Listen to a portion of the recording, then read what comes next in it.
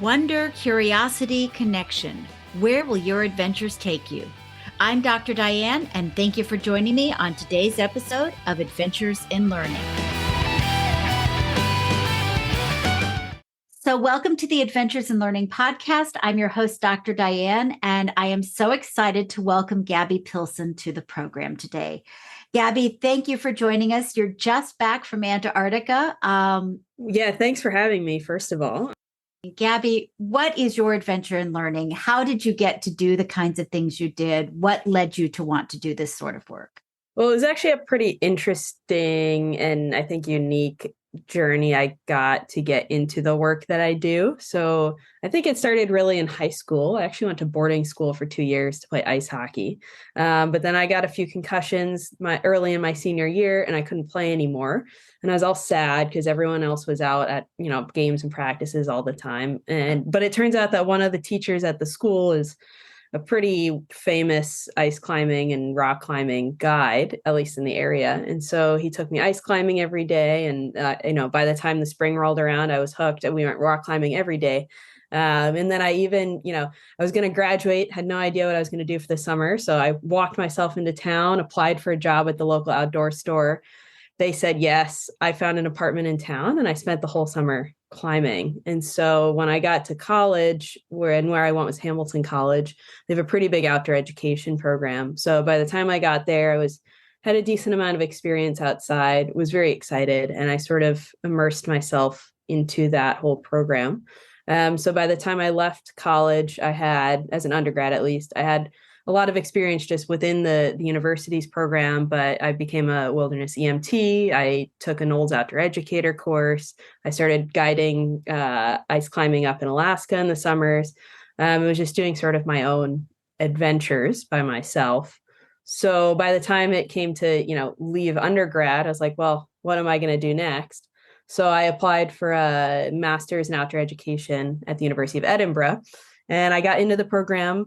I just finished it a few years ago, but I did the taught portion in-person part 2017, 2018. And that led me to Antarctica in a sort of random way, where one of the professors there also happened to work in the industry. And I said, Pete, how do I want to go to Antarctica. How do I do this? And so he walked me through, what certifications I needed to get. And I had most of the skills already. It was just sort of formalizing them. And then I applied, and 5 years later, I'm still here.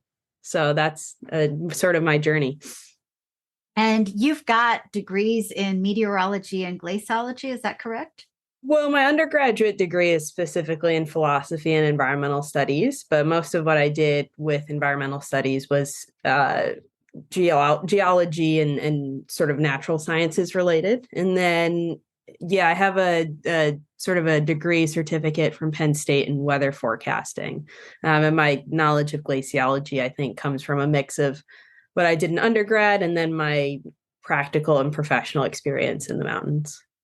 What was the past season like? The past season was great. I had 3 full months down in Antarctica, and it was exciting to see how the continent changes over the course of, effectively, when we go down in November, it's still spring, and then by the time you get into December and January, it's true summer. So it's fun to see how things change weather-wise, and just with, the animals coming, specifically the penguins coming and creating their colonies again, having their eggs and their chicks. So it's a fun time.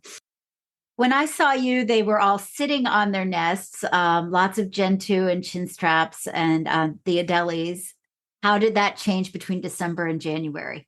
Well, it's actually a very interesting year. So when we started in November, there was so much snow and it was so cold and so wet, and the penguins are a bit delayed. So when you came down, they were still on their eggs. And when I left, we were, even in some of the northernmost parts of the peninsula where we go, they were still on eggs, which is surprising. They really should have had chicks by then.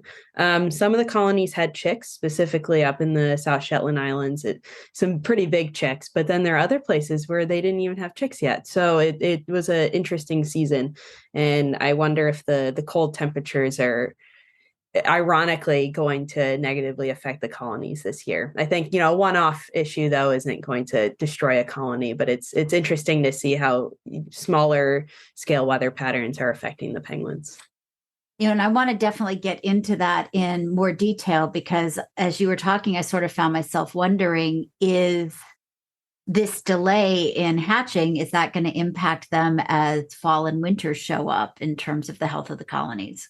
Yeah, for sure. It's an interesting issue. And there's so many different facets to it. Is it going to be a negative impact? Well, maybe this year, but is it going to hurt them in the long run? We don't know. And it's sort of a bigger question for sure. What drew you to wanting to work in Antarctica?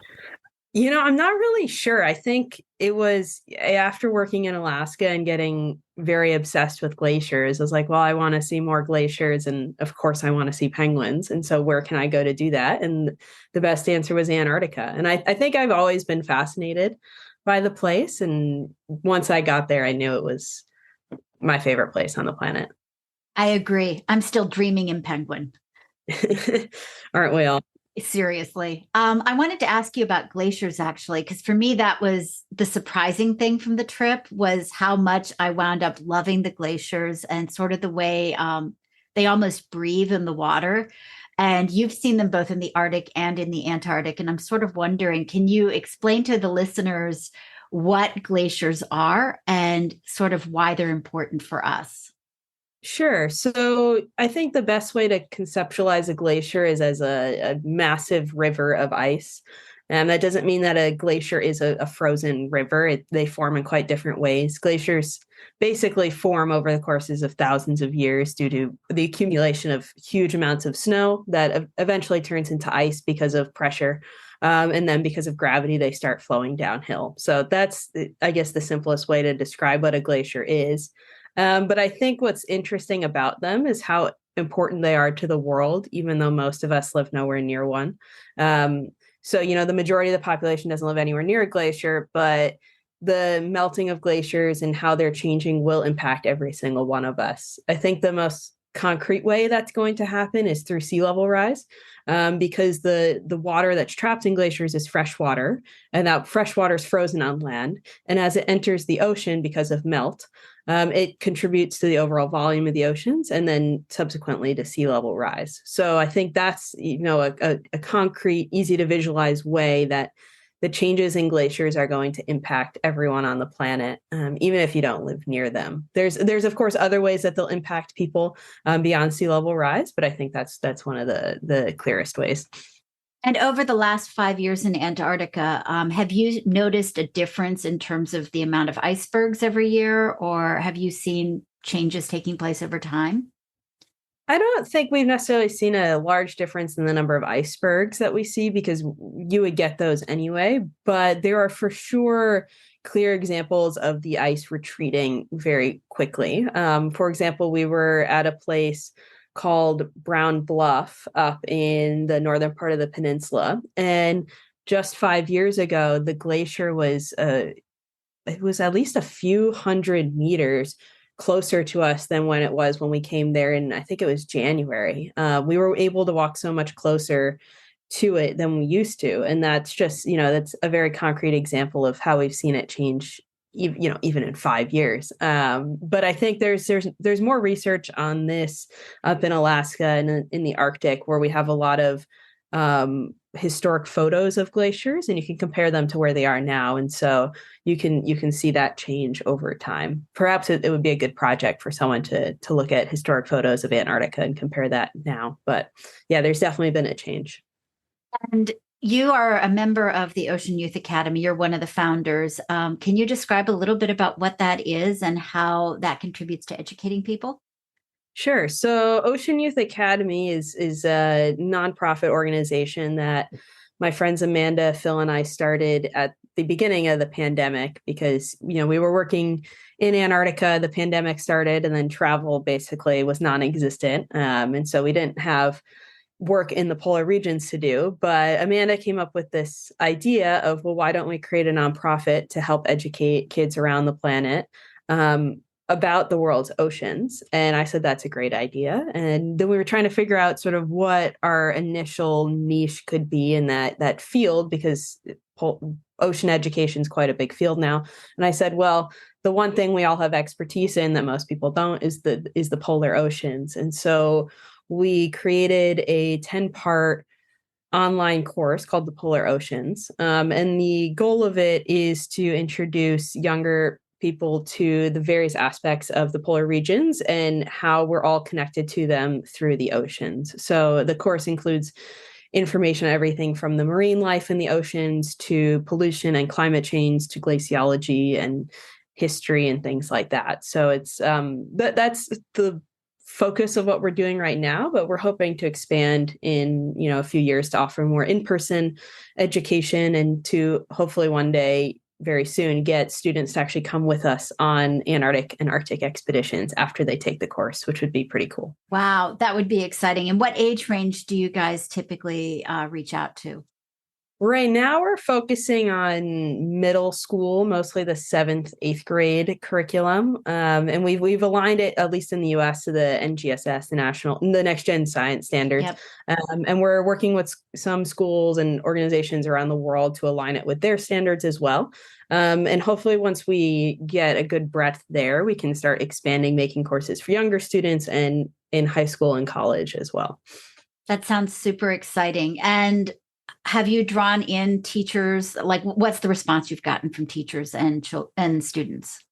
It's been pretty cool. The first school district that we worked with is ironically the biggest in the US, the Los Angeles Unified School District. And that was a sort of a one-off summertime program where we provided some educational content. It wasn't specifically the Polar Oceans course, but it was the similar content. And the students and the teachers really loved it.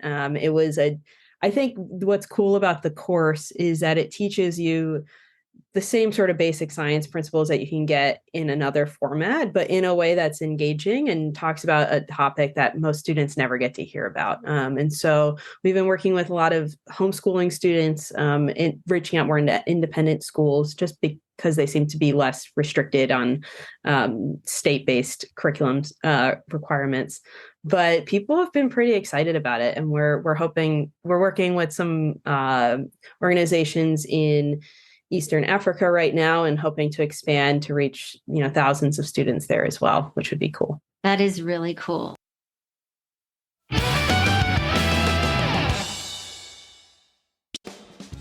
It may be cold outside, but schools and districts are already starting to think about summer and fall professional development. Are you looking for a professional development workshop that will help you learn how to build connections between multicultural picture books, authentic STEM experiences, and your curriculum? Look no further. Dr. Diane's Adventures in Learning has workshops for everybody. You'll explore strategies to get your students fully engaged in wanting to learn more. And you'll walk away with a new perspective on multicultural picture books, as well as strategies and ideas guaranteed to awaken your sense of wonder and to help you immediately build science and STEM connections in your early childhood, elementary, or library setting. Learn how to joyfully connect science and math to literacy, oral communication, gross motor skills, and dramatic and artistic play. Every activity and strategy can be completed using materials you already have in your classroom, school, or home education setting. Check out our offerings at drdianeadventures.com and book early for this summer and fall. And right now, for every workshop that's booked, we will make a donation to One Tree Planted so that we can offset our carbon footprint. We look forward to planning some wonderful adventures in learning with you this year.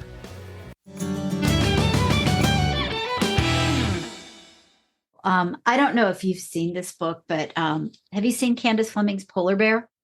No, but it looks great. It's nonfiction, and it's all about sort of how the retreating sea ice is impacting the polar bear's ability to hunt and to feed her cubs, and sort of how she knows where she's supposed to go instinctually, but time is working against her. And I'm sort of wondering, is that something you all enter into when you're talking to the kids about climate change and its impacts?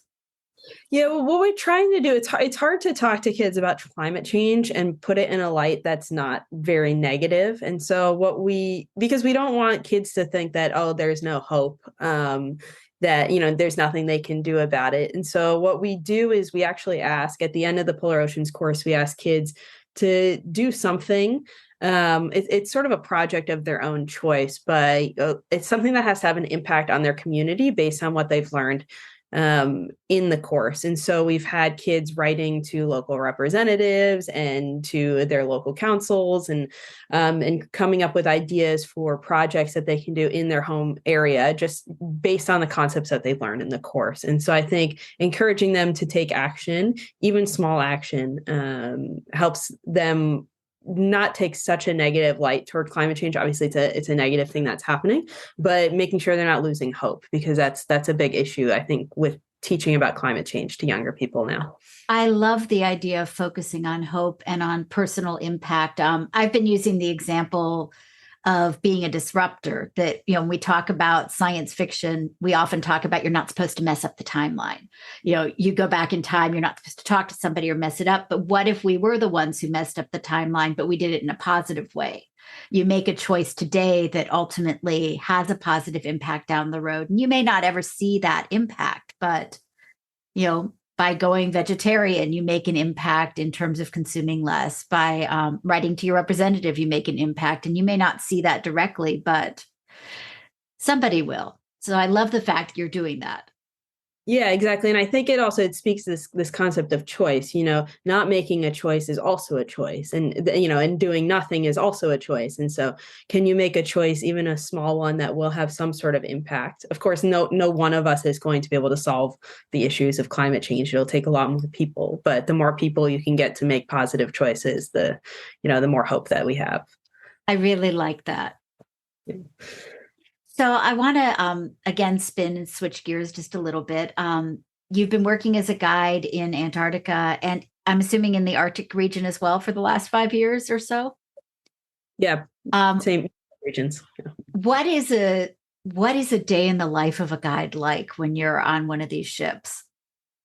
Well, it's pretty similar in both the Arctic and the Antarctic. I would say the sea days are perhaps less exciting, but they're filled with a lot of educational content. So if we're at sea, for example, to get from one place to another, we'll wake up, have breakfast, and then depending on the day, I might be giving a lecture. I might be helping host some sort of entertainment type thing like bingo, answering questions, hanging out, talking to people. And I think, being out on deck, looking for birds and whales and whatnot. And so it's not particularly the most active day, but I think that's when people feel more comfortable asking questions, and you can, be out there with the people who are already out on deck and point out stuff that maybe they haven't noticed. But I guess the majority of the action comes when we are doing landings. And so let's go with Antarctica. Let's say we arrive at our landing site in the morning, and so all of us guides, we'd be up relatively early, 6, 7-ish, breakfast, and then we'd get ready to lower Zodiacs, which are they're rigid inflatable boats, and they're the boats that we use to get from the ship to landing sites and just for cruising around, because that's fun too. We'd lower the Zodiacs, send a scout team over to the landing site to make sure that, it's ice free, the conditions are good, and that we can start sending our guests over to experience it as well. Once that happens, we'd be out for maybe 3 or 4 hours, depending on how much time we have before we have to get to our next site. And during that time, especially in Antarctica, we're often at penguin colonies. But if it's not a penguin colony per se, we're maybe at a historic site or something else that's similar. And so if we're on shore, you're around, you're talking to people, pointing stuff out, interpreting the landscape. So it's quite educational too. And during these landings, if the conditions allow, we also try to offer a Zodiac cruise.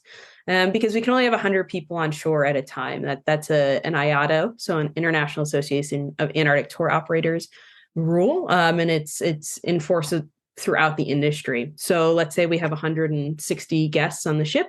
We'd split them in groups of about 80, and 80 would be on shore at a time, and 80 would hopefully go Zodiac cruising and looking for icebergs, whales, penguins, seals, whatever you can find. And sometimes the Zodiac cruise, oftentimes, they're just as exciting as being on land. So it's just a different perspective. Then, once that's done, we go back on the ship for lunch. The ship will almost always reposition to a new site. And then we basically repeat what we did in the morning again, but at a new site for the afternoon. Once that's all done, we come back on the ship and we call it a recap and a briefing. So we have little nuggets of information, little presentations about things that we've seen during the last couple of days, go over the plan for tomorrow. Then we have dinner, often some evening entertainment, but we're just hanging out. A lot of times people go outside in the evening, catch the evening light in Antarctica, specifically early season. You can often see the sunset if you're out late enough. But yeah, it's a fun little routine to get into, and it gives you a lot of opportunities to learn and be outside, which is cool. And do you ever get used to the Drake Passage? I think you do get used to the Drake Passage. I have only been seasick once in my entire life, and that was on the first day of this most recent contract. And I was seasick for about 10 minutes and it was done. But yeah, I think a lot of it is physiological, but a lot of it is mental as well. And if you just tell yourself you're going to be fine, you know how to take care of yourself. People have been sailing on ships for many, many, many centuries before we invented seasickness tablets. So I think you do get used to it. It just, of course, over the course of one trip, maybe not, but over the course of a few seasons, definitely. I was just thinking about you guys, landing in Ushuaia and then turning around and heading back out. And I know there were folks on our ship who were deathly ill for both sets of the Drake Passage. And I actually thought we had Drake Lake compared to Drake Shake when we were out. But I just was kind of wondering how it went for you guys, coming in, going out, coming in, going out.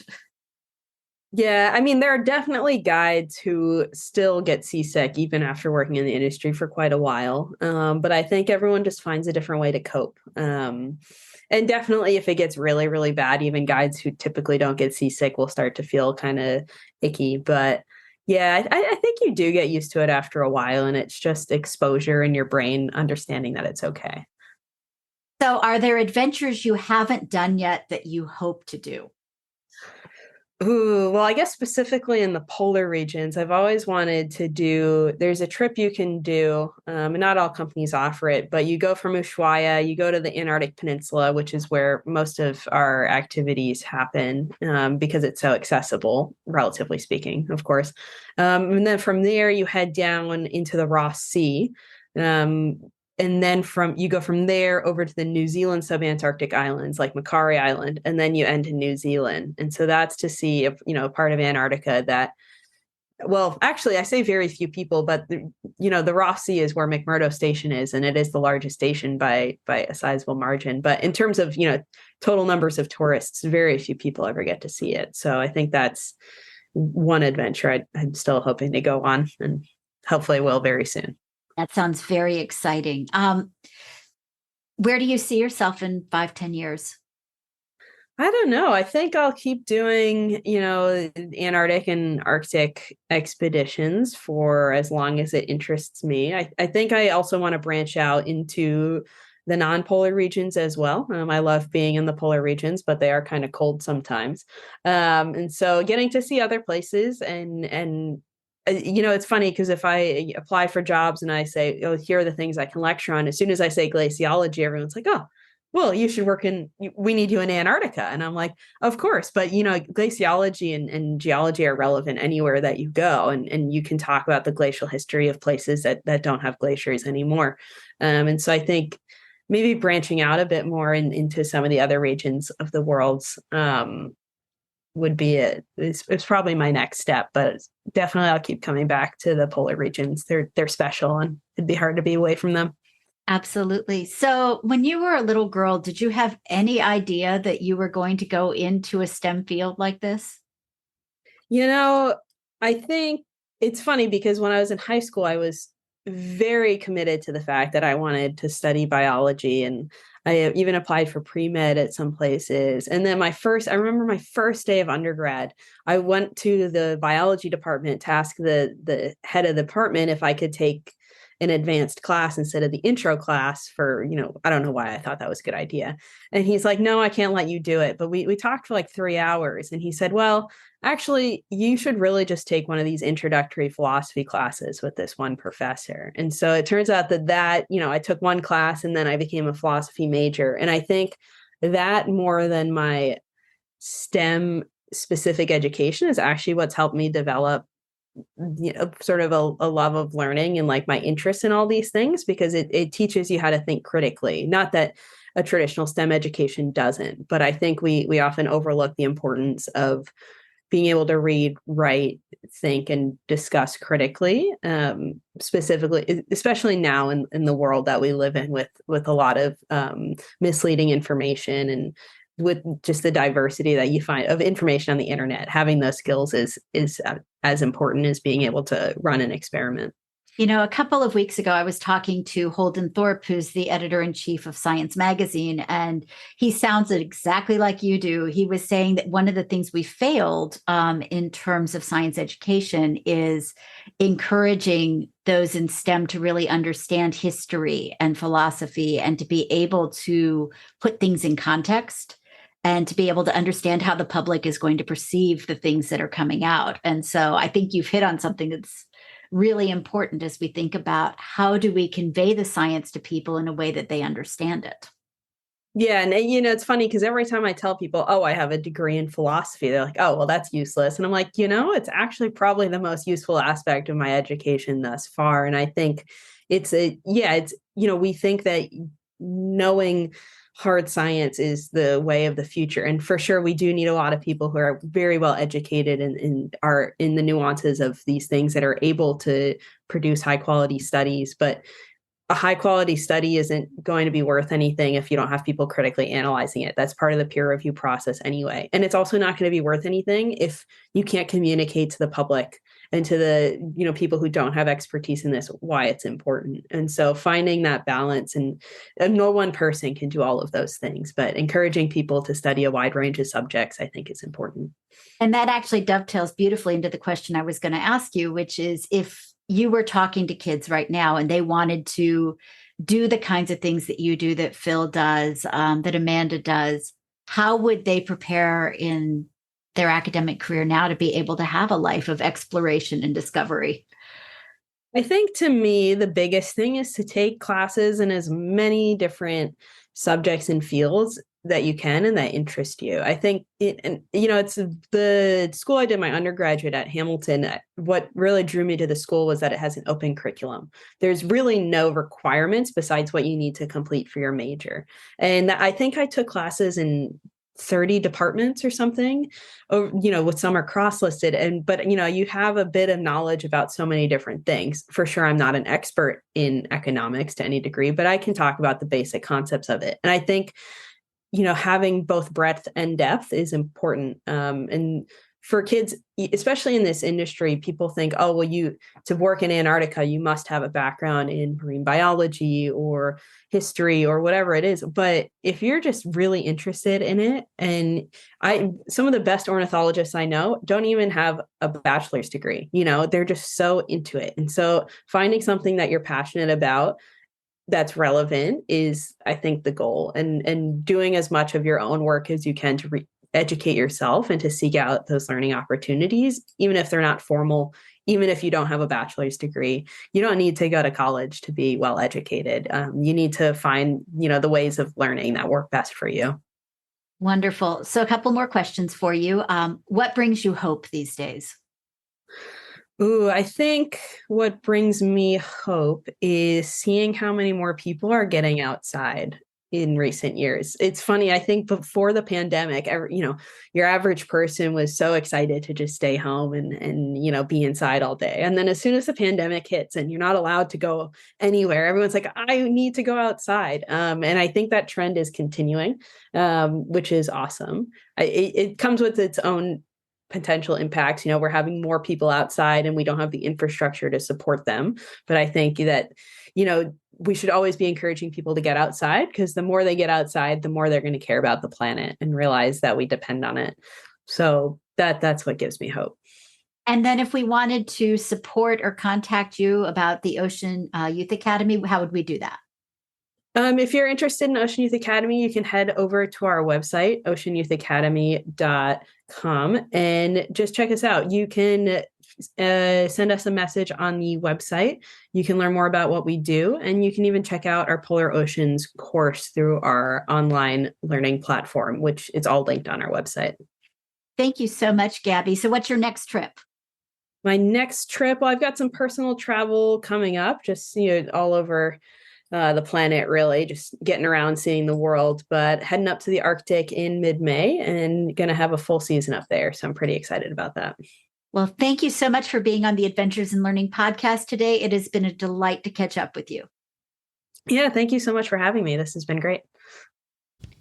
You've been listening to the Adventures in Learning podcast with your host, Dr. Diane. If you like what you're hearing, please subscribe, download, and let us know what you think, and please tell a friend. If you want the full show notes and the pictures, please go to drdianeadventures.com. We look forward to you joining us on our next adventure.